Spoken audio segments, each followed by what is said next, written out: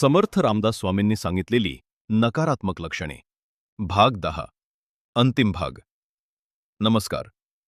समर्थ रामदास स्वामींनी सांगितलेल्या नकारात्मक लक्षणांच्या 10 भागांच्या मालिकेतील हा आजचा अंतिम भाग. आतापर्यंत आपण अनेक स्वभाव दोषांवर चर्चा केली. आजच्या समारोपाच्या भागात आपण अशा लक्षणांचा विचार करणार आहोत जी माणसाच्या प्रगतीचे सर्व दरवाजे कायमचे बंद करू शकतात. समर्थांच्या मते नकारात्मकतेचे सर्वात मोठे आणि शेवटचे लक्षण म्हणजे कृतज्ञता. ज्या लोकांनी आपल्याला संकटाच्या वेळी मदत केली, ज्यांनी आपल्याला घडवले, त्यांचे उपकार विसरणे हा सर्वात मोठा गुन्हा आहे. समर्थ म्हणतात की कृतज्ञ माणसाला जगात कोठेही मान मिळत नाही. जो दुसऱ्याच्या चांगुलपणाची किंमत ठेवू शकत नाही, त्याच्या आयुष्यात कधीही खरी समृद्धी आणि शांती येत नाही.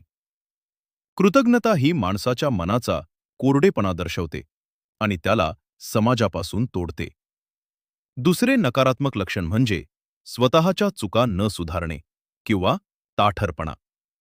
माणूस चुका करू शकतो, पण त्या मान्य न करणे आणि त्यातून न शिकणे हे अहंकारी आणि नकारात्मक मनाचे लक्षण आहे. समर्थ म्हणतात की जो आपली चूक सुधारत नाही, तो वारंवार त्याच संकटात सापडतो. चुकांवर पांघरून घालणे किंवा दुसऱ्याला दोष देणे यामुळे प्रगती थांबते. जो स्वतःच्या दोषांचे निरीक्षण करत नाही, तो कधीही उत्तम पुरुष होऊ शकत नाही. बदलाला विरोध करणे हा विकासातील सर्वात मोठा अडथळा आहे. शेवटी समर्थ नास्तिक्य आणि अविश्वास यावर भाष्य करतात. स्वतःवर आणि निसर्गाच्या नियमांवर विश्वास नसणे यामुळे माणसामध्ये असुरक्षितता निर्माण होते. ज्याच्या जीवनात श्रद्धा आणि सबुरी नाही, तो छोट्या संकटानेही कोलमडून पडतो. नकारात्मक व्यक्ती नेहमी प्रत्येक गोष्टीच्या वाईट परिणामाचाच विचार करते, ज्यामुळे तिची कार्यक्षमता कमी होते.